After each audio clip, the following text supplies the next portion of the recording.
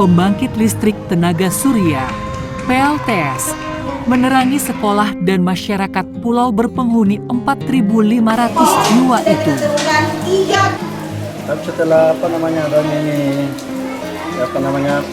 PLTS dari PLN ini, awalnya kita bisa nikmati 24 jam.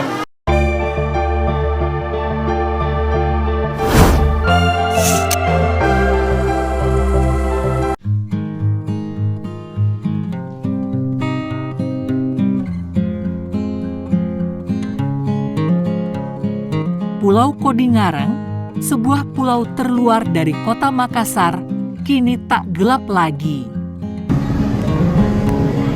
Pembangkit listrik tenaga surya (PLTS) menerangi sekolah dan masyarakat pulau berpenghuni 4.500 jiwa itu. Tapi setelah adanya ini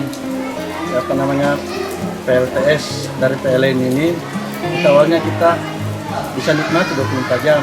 PLTS merupakan wujud nyata masyarakat di Pulau Gugusan Spermonde itu menggunakan energi hijau dari tenaga matahari. Kalau untuk di unit pelayanan pelanggan Makassar Selatan, kita ada dua. Ada di Kodingareng ini dan ada di Tanah Kike. Sejauh ini ada berapa Pak yang sudah dilayani dengan sistem PLTS? Kalau untuk di Kodingareng ini ya, kita melayani sekitar 1046 pelanggan. 1046 pelanggan yang menikmati layanan energi baru terbarukan di PLTS.